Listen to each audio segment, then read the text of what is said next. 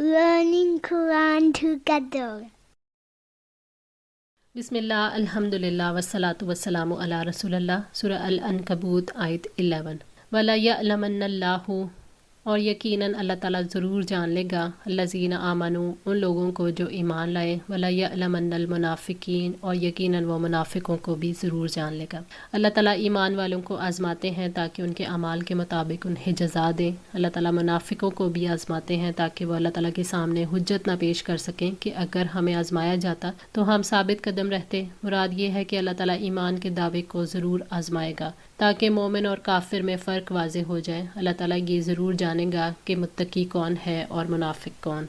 वक़ाल लज़ीना काफ़रू, और जिन लोगों ने कुफ़र किया उन्होंने कहा, लिल्लज़ीना आमनू, उन लोगों से जो ईमान लाए, अत्तबिऊ सबीलना, कि हमारे रास्ते की पैरवी करो, वलनहमिल ख़तायाकुम, और हम ज़रूर उठा लेंगे ख़ताएँ तुम्हारी, वमा हुम बिहामिलीना, हालांकि नहीं वो उठाने वाले, मिन ख़तायाहुम, उनकी ख़ताओं में से, मिन शैइन, कुछ भी, इन्नहुम लकाज़िबून, बिलाशुबा वो यकीनन झूठे हैं। काफिर ईमान वालों से कहते हैं कि आप दीन के कुछ हिस्से को छोड़कर हमारे दीन में आ जाओ। अगर हमारे दीन की पैरवी करोगे और इस रास्ते पर चलकर तुम्हें कुछ गुनाह मिलेंगे तो हम तुम्हारे मामले की जिम्मेदारी लेते हैं। हालांकि ये उनकी एक खता भी अपने ज़िम्मे नहीं ले सकते। कहाँ कि सब गुनाहों का बोझ उठाएं। खताओं को अपने ज़िम्मे लेने वाला राजी भी हो तब भी वो कुछ फ़ायदा नहीं पहुँचा सकते। फरमाया, अल्लाह ताज़िरु वाज़िरातुम विज़रा उख़रा, ये कि कोई बोझ उठाने वाली जान किसी दूसरे का बोझ ना उठाएगी। सूरह अन-नजम 38। इन्नहुम लकाज़िबून, बिलाशुबा वो यकीनन झूठे हैं, यानी ये महज दीन से दूर करने की एक झूठी तदबीर है और तदबीर करने वाले झूठे हैं। हज़रत अबू हुरैरा रज़ी अल्लाह तआला अन्हु ने बयान किया कि नबी सल्लल्लाहु अलैहि वसल्लम ने फरमाया, अगर किसी शख्स का जुल्म किसी दूसरे की इज्जत पर हो या किसी तरीके से जुल्म किया हो तो उसे आज ही उस दिन के आने से पहले माफ़ करा ले जिस दिन ना दीनार होंगे ना दिरहम, बल्कि अगर उसका कोई नेक अमल होगा तो उसके जुल्म के बदले में वही ले लिया जाएगा, और अगर कोई नेक अमल उसके पास नहीं होगा तो उसके साथ ही मजलूम की बुराइयां उस पर डाल दी जाएंगी। सही बुखारी 2449। वला यहमिलुन्ना, और अलबत्ता वो ज़रूर उठाएंगे, अस्कालहुम, अपने बोझ, व अस्कालन, और कई बोझ, मा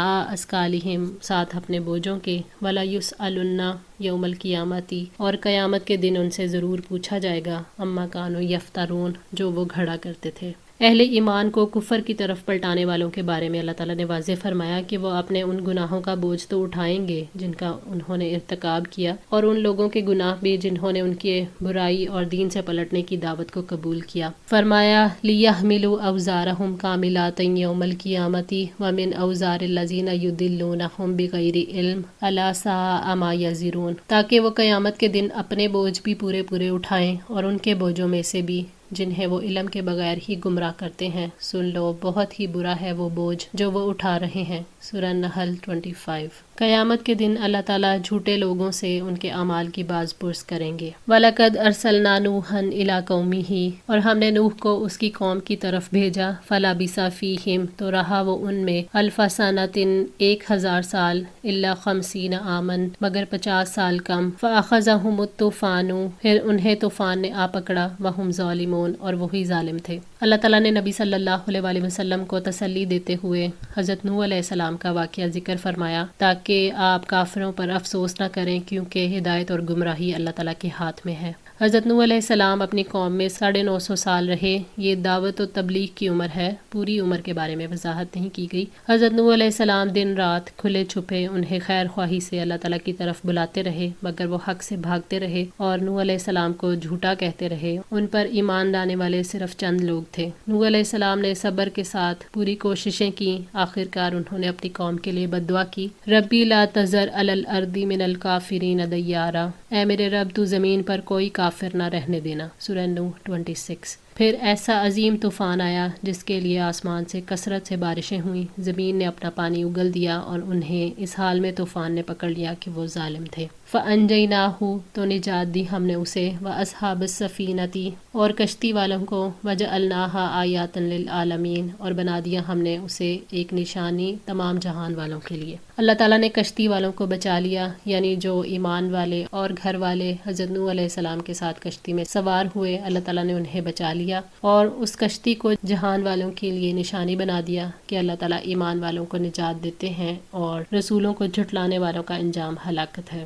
حضرت نوح علیہ السلام کی کشتی اس طوفان کے بعد جودی پہاڑ پر ٹکی رہی، لوگ اس کو دیکھ کر طوفان نوح اور قوموں کے انجام کو یاد کرتے رہے۔ وَإِبْرَاهِيمَ اور ابراہیم کو اِذْ قَالَ لِقَوْمِهِ جب اس نے اپنی قوم سے کہا، اعبدوا اللَّهَ وَاتَّقُوهُ کہ اللہ تعالیٰ کی عبادت کرو اور اس سے ڈر جاؤ، ذَلِكُمْ خَيْرٌ لَكُمْ یہی تمہارے لیے بہتر ہے، ان کنتم تعلمون اگر تم جانتے ہو، یعنی اے محمد صلی اللہ علیہ وآلہ وسلم ابراہیم علیہ السلام کو یاد کرو جو اللہ تعالیٰ کے بندے اور رسول تھے، عراق میں پیدا ہوئے، ان کے والد بت پرست تھے، اللہ تعالیٰ نے انہیں اپنا خلیل بنا لیا تھا۔ حضرت ابراہیم علیہ السلام نے قوم کو ایک اللہ کی عبادت کی دعوت دی اور یہ کہ بتوں کی عبادت کو چھوڑ دو، اس کے خوف سے فرائض ادا کرو اور نافرمانیوں سے اجتناب کرو، تمہارے لیے عبادت اور تقوی ہی بہتر ہے، ہر بھلائی عبادت اور تقوی کے ساتھ جڑی ہوئی ہے، یعنی اگر تم علم رکھتے ہو کہ عبادت اور تقوی، محبت اور خوف اسی کا حق ہے۔ انما تعبدون من دون اللہ بے شک تم عبادت کرتے ہو سوائے اللہ کے،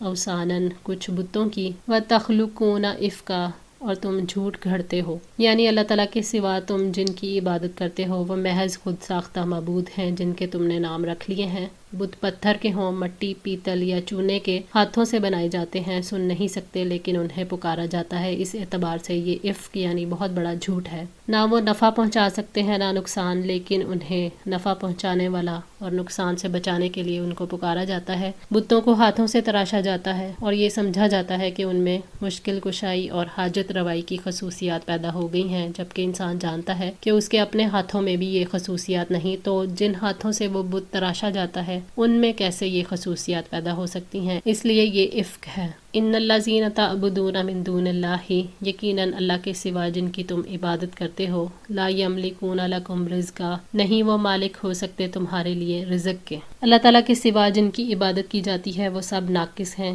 جو خود سے گھڑے ہوئے ہیں، وہ تمہیں رزق دینے کا اختیار نہیں رکھتے۔ حضرت ابن عباس رضی اللہ تعالیٰ عنہ فرماتے ہیں، اپنے ہاتھ سے تراش کر بت بناتے ہو، یہ بت تمہیں کیا روزی دیں گے، روزی تو اللہ تعالیٰ ہی دیتا ہے، اسی سے مانگو۔ فابتغوا بس تلاش کرو، عند اللہ الرزق اللہ کے پاس سے رزق۔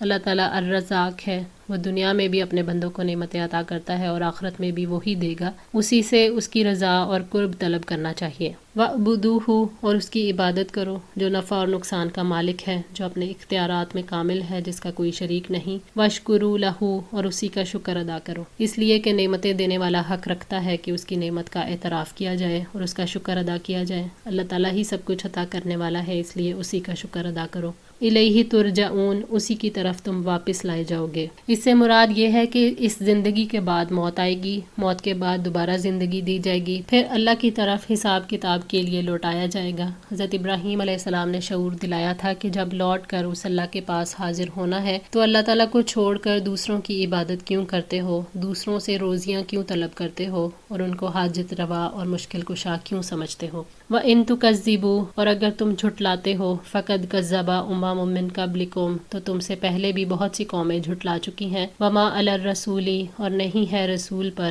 إِلَّا الْبَلَاغُ الْمُبِينُ مگر پہنچا دینا واضح طور پر۔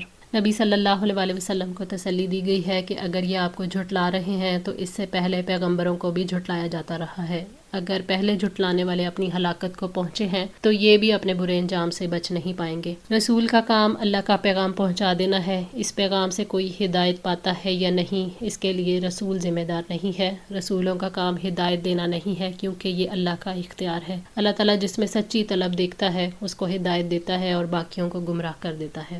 اولم یروا کیا انہوں نے نہیں دیکھا، کیف یبدئ اللہ الخلق اللہ تعالیٰ کس طرح تخلیق کی ابتدا کرتا ہے، ثم یعیدہ پھر وہ اس کا اعادہ کرے گا، ان ذالک علی اللہ یسیر یقیناً یہ اللہ تعالیٰ پر بہت آسان ہے۔ حضرت ابراہیم علیہ السلام کی قوم زندگی بعد الموت کی قائل نہیں تھی۔ ابراہیم علیہ السلام نے زندگی بعد الموت کے ثبوت میں کئی دلائل دیے کہ اپنی پیدائش پر غور کرو، تمہارا نام و نشان بھی نہیں تھا جب عدم میں تھے، اللہ تعالیٰ نے وجود عطا فرمایا، اللہ تعالیٰ نے تخلیق کی ابتدا سے آخرت کو ثابت کیا ہے کہ ہر چیز کی پیدائش کو تم دیکھتے ہو۔ تو جو پہلی مرتبہ پیدا کرنے والا ہے جبکہ اس کا سرے سے کوئی وجود نہیں ہوتا، وہ دوسری دفعہ پیدا کرنے پر اختیار رکھتا ہے۔ مراد یہ ہے کہ اللہ تعالیٰ کے لیے موت کے بعد دوبارہ زندہ کرنا آسان ہے۔ فرمایا وَهُوَ الَّذِي يَبْدَأُ الْخَلْقَ ثُمَّ يُعِيدُهُ وَهُوَ أَهْوَنُ عَلَيْهِ، اور وہی ہے جو تخلیق کی ابتدا کرتا ہے پھر وہی اس کا اعادہ کرے گا اور وہ اس پر آسان ترین ہے۔ سورہ روم آیت 27۔ کل سیرو فی الارض، آپ کہہ دیں کہ زمین میں چلو پھرو، فانظروا، پھر دیکھو، کیفا بدأ الخلق، کہ اس نے کس طرح تخلیق کی، ابتدا کی، ثم اللہ ینشئ، پھر اللہ تعالیٰ اٹھائے گا، النشأۃ الآخرہ، اٹھانا آخری بار، ان اللہ علی کل شیء قدیر، یقیناً اللہ تعالیٰ ہر چیز پر پوری طرح قدرت رکھنے والا ہے۔ یعنی انہیں تخلیق کی ابتدا کے بارے میں شک ہو تو انہیں کہیں کہ اپنے دل اور ذہن کو حاضر رکھتے ہوئے زمین میں چلو پھرو، تم دیکھو گے کہ انسانوں کے گروہ تھوڑا تھوڑا کر کے وجود میں آ رہے ہیں، تم دیکھو گے کہ درخت اور نباتات وقتاً فوقتاً جنم لے رہے ہیں، تم بادلوں اور ہواؤں کو پاؤ گے کہ وہ لگاتار اپنی تجدید کے مراحل میں رہتے ہیں۔ اس کی نشانیوں کو دیکھو، غور کرو، اللہ تعالیٰ نے کیسے زمین کو بچھایا، کیسے سمندر بنائے، پہاڑ بنائے، وادیاں بنائیں اور کیسے دریا چلائے، کس طرح مختلف اقسام کے پھل پیدا کیے۔ اللہ تعالیٰ نے انسان کو دعوت دی ہے کہ دیکھو اللہ تعالیٰ نے کیسے پیدائش کی ابتدا کی، اور اس کے ساتھ انسان کو شعور دیا ہے کہ ایسے ہی اللہ تعالیٰ ان کو دوبارہ بنائے گا۔ اللہ تعالیٰ کی قدرت ہے، اختیار ہے، وہ جو چاہے کر سکتا ہے، وہ پہلی بار پیدا کرنے کی قدرت رکھتا ہے، وہ دوبارہ پیدا کرنے پر بھی قدرت رکھتا ہے۔ آج کے لیے اتنا ہی۔ دعا ہے اللہ تعالیٰ ہماری اس کوشش کو قبول فرمائے، ہماری غلطیوں کوتاہیوں کو معاف فرما کر ہماری اصلاح فرمائے۔ جزاکم اللہ خیر، والسلام علیکم ورحمۃ اللہ وبرکاتہ۔